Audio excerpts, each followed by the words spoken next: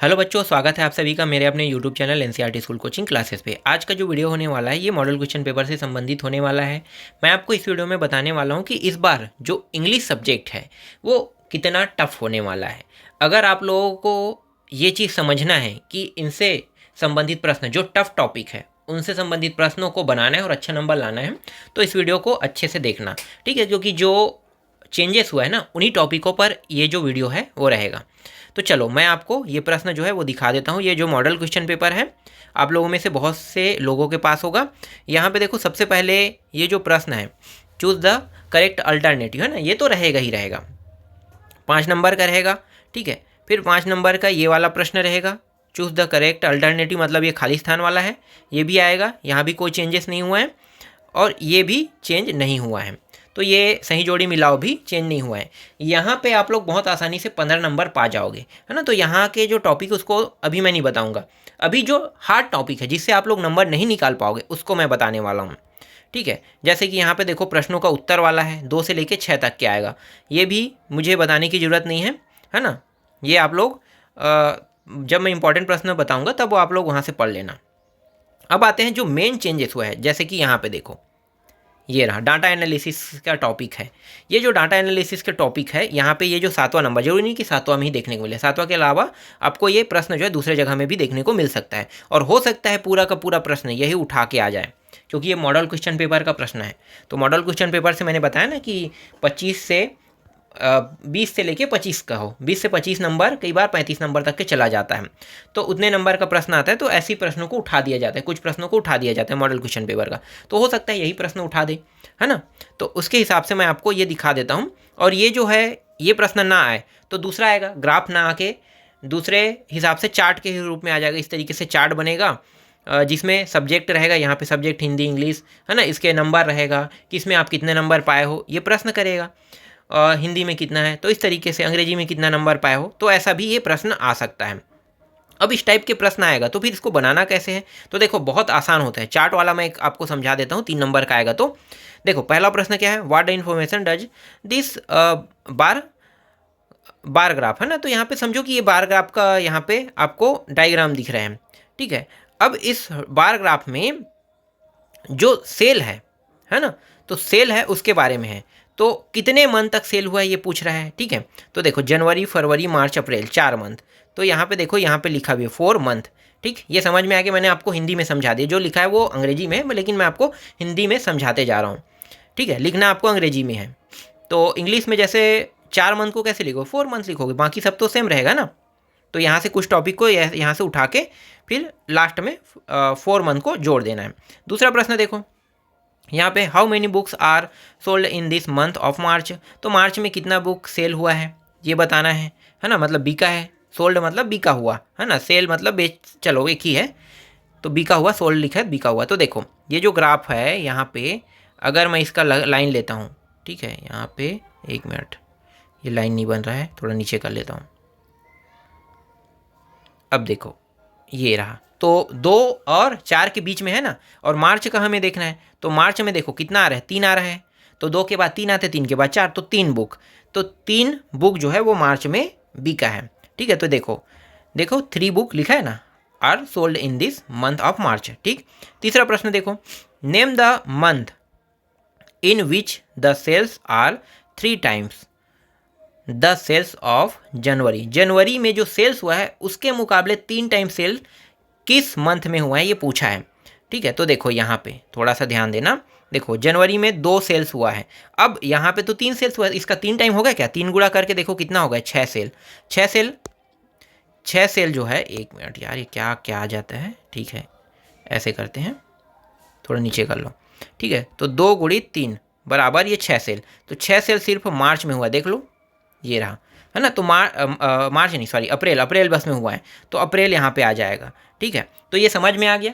अब मैं आपको 8वां प्रश्न दिखा रहा हूँ। देखो क्रम आगे पीछे हो सकता है, लेकिन प्रश्न को समझना। ये जो आपको प्रश्न दिखाई दे रहा है, पहले ये दूसरे नाम से जाना जाता था। दूसरा नाम जानते हो, पैराग्राफ। अब पैराग्राफ के नाम से आपको देखने को नहीं मिलेगा, नाम इसी तरीके से चेंज होता है। जैसे निबंध को, है ना, हम अंग्रेजी में क्या कहते हैं, ऐसे। अब ऐसे को अब क्या बोलते हैं, कॉम्प्रीहेंशन, 12वीं में कॉम्प्रीहेंशन के नाम से आता है। तो इसी तरीके से नाम चेंज होते रहता है समय के साथ, शब्दों के जो शब्दों के नाम है वो बदल जाता है ना। जैसे कि विकलांग पहले होता था, अब दिव्यांग कहते हैं। विकलांग जो अपंग लोग होते थे उसे विकलांग कहते थे, लेकिन अब इसकी परिभाषा को चेंज करके क्या कर दिया गया है, दिव्यांग कर दिया गया। तो सेम ऐसी तरीके से ये जो प्रश्न है ना, इसको अब पैराग्राफ के नाम से ना जान के यहाँ पे दूसरे नाम से जाना जा रहा है। तो ये है क्या, पैराग्राफ। ठीक है, पैराग्राफ ही है। तो पैराग्राफ के नाम से न जान के दूसरे नाम से अब इसे जाने जा रहा है ना। तो इसको अच्छे से समझना, ठीक है। इस तरीके का अगर प्रश्न देखने को मिलता है, जैसे हेल्थ इज वेल्थ है, और इम्पॉर्टेंट ऑफ योगा, है ना, इस तरीके से अगर आपको नाम देखने को मिलता है तो समझ जाना कि ये और कुछ नहीं, ये पैराग्राफ ही है। ठीक है, तो पैराग्राफ कई अलग अलग नामों से देखने को मिलेगा। ठीक, तो ये ऐसे प्रश्न जो रहेगा वो पैराग्राफ का, ये आएगा 3 नंबर में। ठीक, 3 नंबर में मतलब आपको लिखना कितने शब्दों में है, 40 से 50 शब्दों में। अब अगला देखो 9वां, नोटिस तो जानते हो, नोटिस चेंज नहीं हुआ है, नोटिस को जैसा रहेगा वैसा ही पढ़ना है। ठीक है, नोटिस है, नोटिस देखो कैसे बनाया जाता है, यहाँ पे आप लोग देख सकते हो, ये स्कूल के नाम से है ना। पहले यहाँ पे प्रश्न पढ़ लो। देखो ये किस बारे में, साइंस है ना, साइंस एग्जीबिशन है ना, यहाँ पे दिखाई नहीं दे रहा है। ठीक है, यहाँ पे कुछ अलग लिखा है। ठीक है, यहाँ पे देखो, यहाँ पे नाम तो मिल रहा है, साइंस एग्जीबिशन वाला है, और स्कूल के नाम है, तो स्कूल में होने वाला है ये। तो स्कूल का नाम पहले आपको लिखना है, फिर डेट लिखना है, डेट को आप यहाँ पे बीच में लिख सकते हो, फिर नोटिस, फिर ये जो नोटिस है किस चीज़ के बारे में वो लिखना है, फिर इस नोटिस में जो भी टॉपिक लिखना है, जैसे कि ये जो एग्जीबिशन होने वाला है तो इसमें क्या क्या होता है ना, उनके बारे में लिखना है, तो थोड़ा सा ये लिखना पड़ेगा।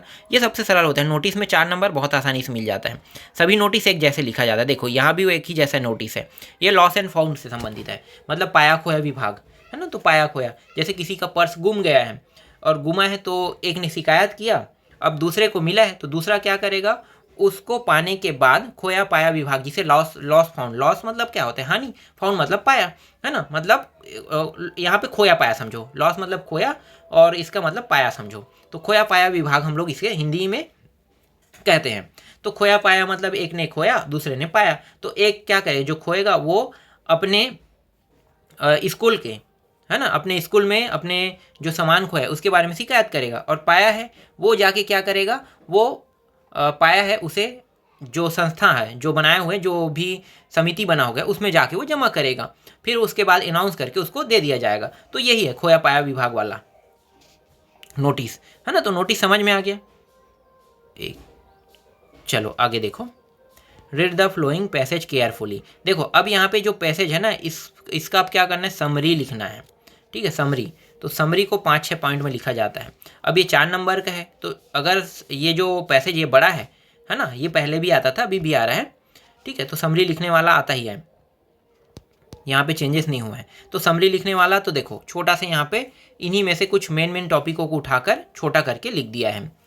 अब 4 नंबर का है, ये छोटा है इसलिए छोटा लिख रहे हो, ये बड़ा आएगा। ठीक है, समरी लिखने वाला अगर बड़ा आता है तो आपको बड़ा लिखना है, और 4 टॉपिकों में लिखना है। कक्षा 12वीं वाले अच्छे से जानते हैं। तो इस तरीके से एक मुख्य टॉपिक हेडिंग पॉइंट वाला निकालना है, फिर इसके अंदर 3 टॉपिक लिखना है, 3 या 2 पॉइंट, फिर दूसरा लिखना है, फिर इसके अंदर भी हेडिंग निकाल के 2-3 पॉइंट, फिर चौथा मतलब तीसरा और चौथा, इसी तरीके से इसे लिखा जाता है। यहाँ पे ये सही क्रम नहीं दिया है, तो कोई बात नहीं, 10वीं वाले हो इसलिए ज़्यादा टफ आप लोगों के लिए नहीं आएगा। बस दिया है उससे कुछ मुख्य पॉइंट को निकाल के एक अलग सा छोटा सा बताना है। जैसे आप पूरा पिक्चर देखे हो ना, और फिल्म देखने के बाद अगर आपसे कोई पूछता है कि फिल्म में क्या क्या हुआ, तो आप क्या बताओगे, समरी को तो बताओगे ना। पूरा पिक्चर 2 घंटे का है, तो उसमें हर एक शब्दों को थोड़ी समझाओगे, तो उसी को हम समरी कहते हैं। समझ में आ गया। अब देखो ये रहा, चार्ट पाई के रूप में आया है यहाँ पे, ध्यान देना। देखो यहाँ पे ये भी उसी टाइप का प्रश्न है, 1 2 3 प्रश्न रहेगा। अब यहाँ पे जो पूछा है उसको बताना है। तो कई तरीके से प्रश्न आता है, मैंने बताया ना, यहाँ पे हिंदी अंग्रेजी मैथ्स के बारे में पूछ सकता है, सब्जेक्ट के पास में चार्ट आ सकता है, इस तरीके से आ सकता है। तो ये 2 प्रश्न तो आएगा ही। और ये कितने का, ये इस बार का 4 अंक का है। ठीक है, यहाँ पे पूछा है, देख लो, the maximum time spend by the children is in. तो सबसे ज़्यादा किस में इन्होंने टाइम स्पेंड किया है, चलो देखते हैं। देखो स्टडी 50% है, स्टडी आ जाएगा। इसके बाद द पाई चार्ट रिप्रेजेंट्स, तो पाई चार्ट किसको रिप्रेजेंट कर रहा है, तो देखो यहाँ पे देखो यहाँ पे लिखा है the daily time spend in school. तो स्कूल का जो टाइम स्पेंड, देखो अगर आप लोग चार्ट बस को देखोगे तो समझ में नहीं आएगा, क्योंकि अंग्रेजी जिनको समझ में आता है, जैसे मैं अभी अंग्रेजी में पढ़ रहा हूँ तो मैं इसका हिंदी व्याख्या भी कर सकता हूँ। आप लोगों को अगर हिंदी व्याख्या नहीं आता है तो आप लोगों के लिए बहुत दिक्कत की बात है ना। अगर आपको हिंदी व्याख्या आता है तो दिक्कत नहीं है, आप लोग किसी भी टॉपिक को समझ जाओगे। यहाँ पे हिंदी व्याख्या के माध्यम से मुझे पता चल गया कि ये जो प्रश्न है वो पाई चार्ट के है, किसको रिप्रेजेंट कर रहा है, कह रहा है तो ये रिप्रेजेंट कर रहा है daily times spend in school को। ठीक, अगला देखो, is the free times equal to the study times, true या फॉल्स पूछ रहा है ना। तो यहाँ पे ट्रू है और फॉल्स बताना है। तो एक बार और देख लेता हूँ मुझे भी यहाँ पे क्या पूछ रहा है, देखता हूँ। देखो free times equal to the study time, क्या स्टडी टाइम जो है वो ये जो फ्री टाइम है इसके बराबर है। तो देखो यहाँ पे 50% है और यहाँ पे कितना है, 10% है। तो क्या है 10% 50% दोनों एक दूसरे के बराबर होता है, नहीं होता है, तो फॉल्स आएगा ना। तो यहाँ पे इसका जो उत्तर रहेगा वो फॉल्स आ जाएगा।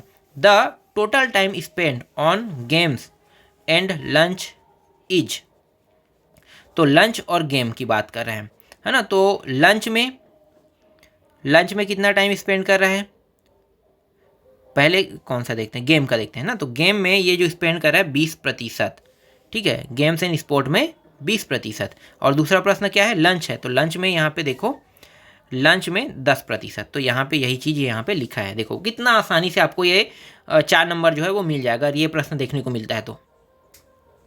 अब आगे देखो, ये भी चेंज है, नया पॉइंट है ना, डाटा एनालिसिस से ही लिया गया प्रश्न है।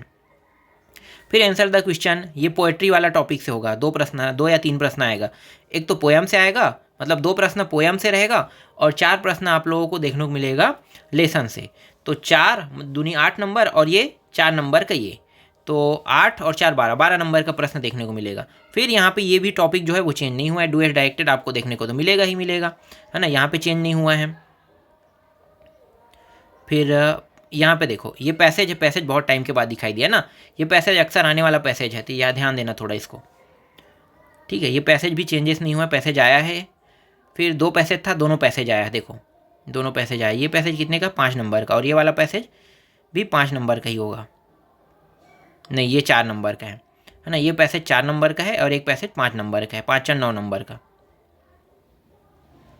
ठीक। अब अगला देखो 16, अभी तक हमने लेटर नहीं देखा था ना, तो लेटर यहाँ पे आपको देखने को मिल रहा है, ठीक है। क्रम आगे पीछे हो सकता है, बस ये जो चीज़ें हैं वो आपको देखने को मिलेगा ही मिलेगा। तो ये लेटर है ना। तो secondary education Chhattisgarh duplicate copy marksheet के मंगाने के रूप में, है ना। तो ये मार्कशीट वाला है, तो इस तरीके से। फिर आपको निबंध यहाँ पे मैंने ऐड नहीं कर पाया, है ना, तो मैं बता देता हूँ। मेरे हिसाब से आप लोगों को जो पढ़ना है, वंडर ऑफ साइंस और माई हॉबी, ठीक है। ये दोनों निबंध आप लोग अच्छे से तैयार कर लेना, ठीक है। ये दोनों निबंध जो है मोस्ट इंपॉर्टेंट निबंध है, इसके अलावा बाहर से कोई दूसरा निबंध नहीं आएगा, ठीक है। दोनों निबंधों को देखना है आपको। तो इस तरीके से मैं लेटर उटर सब बता दूंगा। अभी जो कन्फ्यूजन है उसको दूर करने के लिए मैंने इस वीडियो को बनाया है कि अगर आप लोगों को एग्जाम में कुछ नया टॉपिक देखने को मिलेगा तो वो नया टॉपिक क्या क्या हो सकता है। बाकी प्रश्नों का उत्तर तो मैं आपको ऐसे ही दे सकता था, है ना। तो अभी जो मेन जो हमारा टॉपिक था, जो मुद्दा था, वो मैंने बता दिया आपको।